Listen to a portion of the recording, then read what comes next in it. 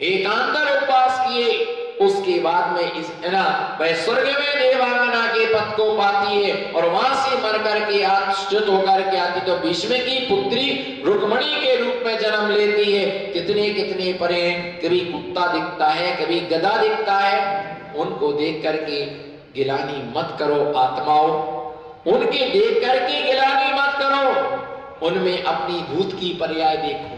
कोई विकलांग है, कोई लूला है, कोई लंगड़ा है, कोई कुष्ठ रोग तुम्हारे सामने से निकले, उसको देख करके आंखें बंद मत करो, उसको देख करके मुंह मिलान मत करो, उसको देख के शिक्षा लेना ऐसा रोग कहीं हमको ना हो जाए, ऐसी बीमारी हमारे लिए ना हो जाए, कहीं ऐसे रोग का सामना हमें नहीं करना पड़े। क्योंकि जिस पर बीतती है वही व्यक्ति क्या करता है, जानता है। बोधि दुर्लभ भावना, और बोधि दुर्लभ भावना में मनुष्य जीवन एक कितना कठिन है। निगोद से निकलना, त्रसगति पाना, उसके बाद जैन कुल में जन्म लेना, और जैन कुल में जन्म लेने के बाद भी हम अगर गलत ट्रैक पर चले गए, शराब पीने लगे, जुआ खेलने लगे, गुटखा खाने लगे, तो भी तुम्हारा धर्म ध्यान गया। कोई भी बुरी आदत हमारे जीवन में आ गई तो सारा जीवन क्या हो जाता है, खराब हो जाता है। कोई भी नशा हमारे जीवन में आ गया तो सारा जीवन क्या हो जाता है। और मालूम, जब बच्चे सुधरे रहते ना तब लोगों को खबर नहीं पड़ती है, बच्चे बिगड़ जाए ना तो महाराज जी कान में फिर मंत्र डाल ले आते हैं, महाराज जी मारे छोरा को सुधार दो, कई कर मारी होने कौन, मारी होने कौन, हमारी सुनता ही नहीं है, तुम भी तो हमारी नहीं सुनते, और तुम किसी हमारी नहीं सुनोगे तो तुम्हारी कौन सुनेगा।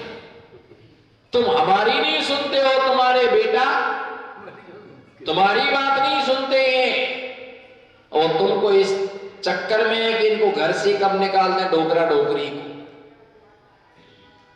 और जब सबके दरवाजे बंद हो जाते हैं फिर भी एक दिगंबर महामुनिराज का दरवाजा खुला रहता है। अगर तुम धर्म के साथ जियो तो जियो, के साथ जियोगे तो नहीं, जियो के साथ जियोगे तो नहीं, अगर धर्म के साथ जियोगे तो आपके लिए हमारा दरवाजा खुला रहेगा। आपके लिए दिगंबर मुनिराज सल्लेखना समाधि का मार्ग आपके लिए बतलाती है। जब कोई शराब पीने लगता है तो माता पिता कहते हैं हमारे बेटा को समझाओ, हमारे इनको समझाओ, सुनते नहीं, गलत दूसरी कास्ट में चले जाते, शादियां कर लेती हैं, विवाह कर लेते हैं, और ऐसी संतान माता पिता के नाम पर क्या बन जाती है, कलंक बन जाती है। दूसरी बात, जूते चप्पल का व्यापार करने लगे। इसका जैन कुल में जन्म लिया, जूते चप्पल का व्यापार करते, ऐसा व्यक्ति भी अभिषेक करने का अधिकारी नहीं है। सुनो ध्यान से, आप अधिकारी नहीं है अभिषेक करने का, पूजन करने का, और ऐसे परिवार के लोग चौके में आने के योग्य भी नहीं है, आ नहीं दे सकते। जिसके घर में जूता चप्पल का व्यापार है, ऐसी महिलाएं, उनके घर के पुरुष, उनके घर के बच्चे, उनके घर पर तो वार किसी कीमत पर हो ही नहीं सकता है, और उनके परिवार के लोग भी चौके में नहीं आ सकते। अगर वो आहार दान दे देना तो मैं प्रायश्चित का अधिकारी हूं, मुझे प्रायश्चित लेना पड़े, बस मुझे जानकारी मिलना चाहिए कि ऐसे लोगों ने आहार दान दे दिया है। इसी प्रकार से वो पूजा पाठ कर ही नहीं सकते, कर रहे हैं, क्योंकि जूता बेचना जैनों का धंधा नहीं, चमारों का धंधा है। किसका धंधा है, चमार का धंधा है, मुची का धंधा है। वो सोने की चप्पल क्यों ना हो, लेकिन हम, और एक आ गया कि अगर जूते चप्पल का व्यापार बंद भी कर दिया तो उसके बाद तुम्हें 6 महीने का सूतक लगता है। कितने महीने का? बंद भी कर दिया जूते चप्पल का व्यापार तो उसको 6 महीने का सूतक उस व्यक्ति को लगता है। 6 महीने तक वह पूजा पाठ का करने का अधिकारी नहीं होता है। इसी प्रकार से जो महिलाएं घर में रह करके, जो बहुएं, क्योंकि आज के समय इस युग में ट्रक चल रहा है, जो बहुएं घर में रह करके ब्यूटी पार्लर का, जैन महिलाएं ब्यूटी पार्लर का काम करती है, ऐसे घर वालों के चौके में भी आहार नहीं लेते और उनके हाथ का छुआ भी आहार नहीं लेते हैं। ये ध्यान रख करके चलना, जैन कुल में जन्म लिया, तुम्हें ये काम करने को मिला, तुम्हें जूता चप्पल का ही धंधा करने को मिला, भीख मांग करके खा लेना, लेकिन जूते चप्पल का व्यापार कभी भी नहीं करना। अगर यही तुम्हें व्यापार पसंद है तो भगवान के चरणों में एक श्रीफल चढ़ा देना और कहना कि मुझे अगले जन्म में मुची के घर में जन्म देना, जिससे मैं चमड़े का काम करूं। और आप यदि आपको महिलाओं के लिए ब्यूटी पार्लर का काम करना पसंद है, भगवान को एक श्रीफल चढ़ा देना, नाई के घर में जन्म देना, तुम सबके बाल काटते रहेंगे। सोचो कितना पाप कर्म का उदय है, वो कभी शुद्ध नहीं हो सकते हैं कभी, क्योंकि कितने जात के लोग ब्यूटी पार्लर का काम कराने के लिए आते होंगे। तो मैं यही काम, जैन कुल में जन्म लेने के बाद जो व्यक्ति कुत्ता पालता है, ऐसे व्यक्ति के घरों में भी आहार दिगंबर मुनिराज नहीं लेते, वो चौका लगाने के अधिकारी नहीं है। कुत्ता तुमने चाहे घर में पाला हो चाहे दुकान में पाला हो, अगर तुम कुत्ता पालते हो तो ऐसा व्यक्ति भी आहार दान देने का अधिकारी नहीं है, क्योंकि कुत्ता सर्वत्र घूमता है, कुत्ते सर्वत्र घूमते हैं। जाति का चांडाल है वो, अगर वो तुम्हें छू जाए तो तुम्हें स्नान करना पड़ेगा, और अगर कुत्ता मुनिराज को छू जाए तो मुनिराज को भी दंड स्नान करना पड़ेगा, और दंड स्नान के पश्चात में एक उपवास करना पड़ेगा, एक उपवास करना पड़ेगा। भैया ऐसे काम कटोरा लेकर के भीख मांग करके खा लेना, भूखों मर जाना, लेकिन कभी जूता चप्पल का व्यापार नहीं करना। निकृष्ट व्यापार है, निकृष्ट व्यापार है, निकृष्ट व्यापार है। मैंने 3 बार कहा, क्योंकि दिगंबर मुनिराज किसी बात को 3 बार कह देते हैं, वो लाइन पत्थर की लाइन होती है। और महाव्रती क्या, इधर देखो, महाव्रती क्या, ऐसे घरों का तो शुद्ध सम्यक दृष्टियों को भी नहीं खाना चाहिए। ऐसे घरों का शुद्ध सम्यक दृष्टियों को भी, जो सम्यक दर्शन को धारण करने वाले, नहीं भैया हम तुम्हारे हाथ का नहीं खाते हैं, तुम्हारे हाथ का नहीं खाते हैं हम। ऐसे व्यक्ति, जैन कुल बोधि दुर्लभ का चिंतन करो, हमने किस कुल में जन्म लिया, किस कुल में हमने जन्म लिया। कई गांव में आए, हमको पता चला, मैंने उनको डायरेक्ट बिल्कुल अटैक किया और इस बात को मजबूर किया कि सब बेच दो, सब खाली कर दो, है ना, इन सबके लिए आप तो बस करो, दूसरा जो व्यापार करोगे आपका बढ़िया चलेगा। पर ये जूता चप्पल की कमाई खाने के बाद परिणाम कैसे बनेंगे आप सोचो। चप्पल तो भली सोने की हो, चप्पल तो चप्पल है, वो सिर पर नहीं रखी जाएगी, वो कहां पहनी जाएगी। चप्पल सोने की हो तो यहां नहीं रखी जाएगी, उसको बाहर ही उतारना पड़ेगा। ऐसे कुल में जन्म लेने के बाद निश्चित वो पिछले जन्मों में मूची की पर्याय में होंगे, ब्यूटी पार्लर काम करने वाले नाई की पर्याय में होंगे। वो संस्कार आज उनको क्या कर रहे, जोर मार रहे हैं। इतनी हजारों व्यापारों में से क्या तेरे को जूता बेचने का काम मिला, तेरे कोई दूसरा धंधा नहीं मिला क्या? कितने व्यापार है, सोने का व्यापार कर सकते, चांदी का व्यापार कर सकते हैं, कितने कितने व्यापार है, सब कुछ कर सकते, लेकिन सोचो कितना महापाप कर्म का होता है कि जूता बेचने का काम करना। इसलिए आप बहुत भाग्यशाली हैं, अपने आप को बहुत धन्यवाद देना, अपने आप को बहुत धन्यवाद देना, अपने पुण्य को धन्यवाद देना कि ऐसा निकृष्ट काम करने का मेरा भाव नहीं हुआ, ऐसा व्यापार हमारे परिवार में नहीं है। और ये तो सारी कुल पर कलंक है, फलाने के भाई जूता बेचते हैं, फलाने की बहू ब्यूटी पार्लर का काम करती है, 17 जात के बाल निकालना फेंकना है ना, सिर्फ 500 रुपए में। 17 को लिखा थोड़ी है Jain beauty parlour. Jain beauty कौन सी महिला है, कौन सी महिला छुट्टी चट्टी वाले हैं, शुद्ध वाले हैं, शुद्ध वाले हैं, कौन सी जाति के, सबका काम करना। और कोई 24 घंटा नहाते तो नहीं बैठा रहेगा, काम तो का गंदा ही है वो। अगर महिलाएं अपनी कंघी स्वयं करती हैं, बाल कंघी करते हैं और कंघी में से बालों का गुच्छा निकलता है, निकाल करके जब फेंकते हैं तो तुरंत क्या करती हैं, तुरंत हाथ धो लेते हैं, क्योंकि भैया हाथ खराब हो गए, बाल तो बाल ही है, उसे छूने के बाद भी इतना बड़ा दोष होता है।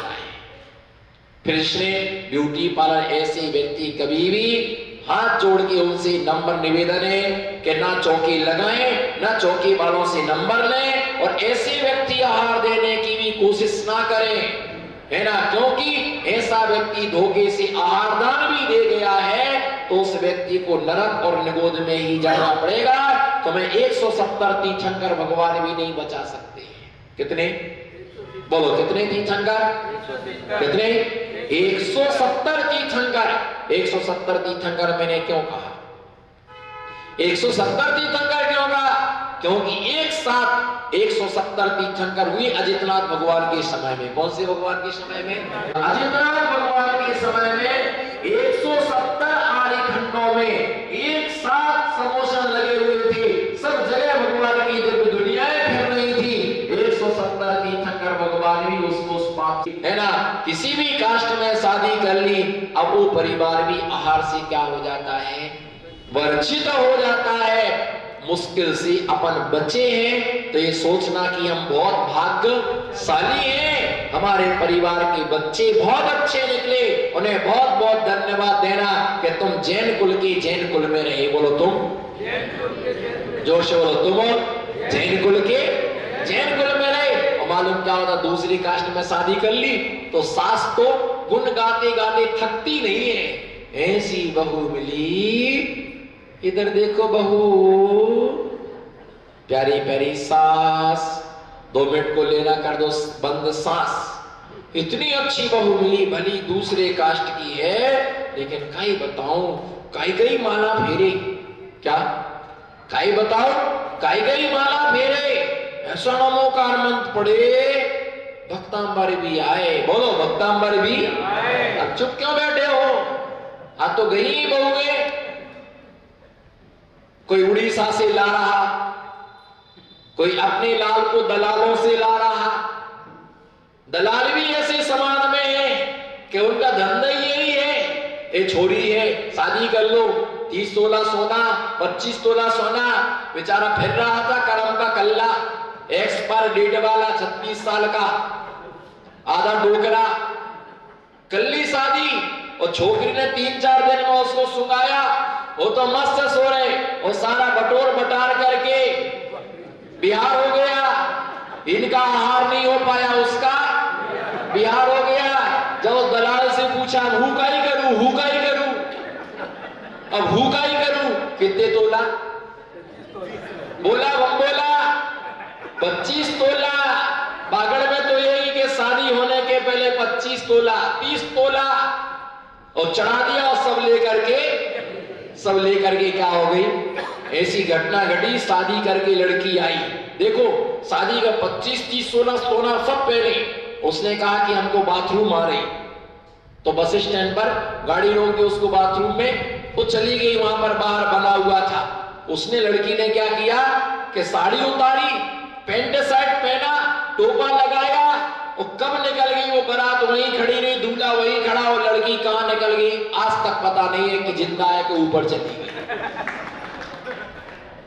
अब लाके थकते नहीं, काई भक्तांबर बोले कोकला कंठ है, बोलो ना, काई भक्तांबर पड़े, भक्तांबर प्रणत। ऐसा तो कोई महिला नहीं पढ़वाए, काई काम करे, पानी भी छान छान पिए। बोलो पानी भी बोले आपका, पानी भी छान छान पिए, आलू भी नहीं खाए, आठम को एक आसन भी करे। बोलो ना, आठम को एक आसन भी करे। हम तो कहते 14 को उपास भी कर ले तो वो जैन नहीं हो जाएगी।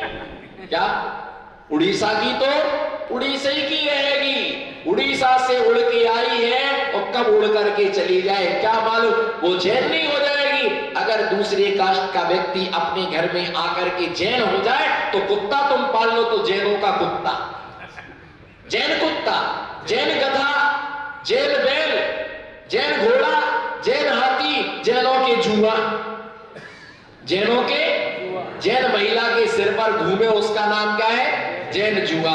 जैन लीखे, मच्छर जैन, बोलो ना राजमल जी, ऐसी बातों में तो गप्प बैठा है और रसगुल्ला में लप। जैनों के जुआ, जैनों के घर में जो मच्छर पैदा हो वो मच्छर जैन, जैनों के घर में जो मक्खी हो जैन मक्खी, जैन छिपकली। बोल, अब देखो हंसी आई ऐसे लग रहे जैसे इमरती पर जलेबी मिली हो, है ना?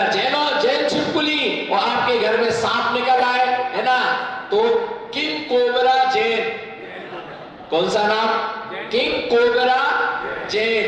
बताओ कितना बढ़िया। आपने बहू एक काम करे, एक काम करे, सब छोड़े, बहुत त्याग है, कितना भी वो त्याग कर ले, त्याग के शिखर पर चढ़ जाए, जिंदगी भर के उपवास कर ले, पर गात्र और गोत्र कभी नहीं बदलता है। गात्र माने शरीर और गोत्र कभी नहीं बदलता है। सारा घर भ्रष्ट कर दिया, माला जब तेरा बहू अच्छी है, सब कुछ अच्छा है, पर जैन नहीं है। बोलो सब कुछ, बोलो सब कुछ अच्छा है, पर वो जैन नहीं है। और जैन नहीं है तो जैन धर्म को करने का उसको अधिकार नहीं है। बहू मिल गई, बाकी सब छूट गया। बोलो बहू मिल गई, बाकी सब छूट गया। बस ये बोलते महाराज मंत्रित करके जेल बना दो, नमोकार मन सुना दो। और फिर तर्क कितना अच्छा देते हैं। चक्रवर्ती भी तो 32,000 मिलेज खंड से लाता है, वो भी तो मिलेज खंड से लेकर के आता है, पर एक ध्यान रख के चलना, वो निकृष्ट नहीं लाता है, उसमें जो श्रेष्ठ होते हैं। और एक बार वो आ जाती, बाहर नहीं आती। चक्रवर्ती का नियम होता है, तुम 32,000 लेके आओ, हम उनको जेल बनाते। तुम लाओ 32,000। अगर तुम चक्रवर्ती का तर्क करते हो तो तुम 32,000 स्त्रियां लेके आओ, हम तुमसे हाल लेते हैं। एक तो मिल रही नहीं, 32,000 का लाओगे। एक को तो रो रो के 38 साल का डोकरा हो गया, और फिर 38 साल का हो गया और बता रहा 30 साल का। और उसमें भी उसने जितनी कंडीशन रखी वो सारी, हाँ, पहले छोकरी मुंह सिर नीचे करती थी, आज छोकरा सिर नीचे करता है।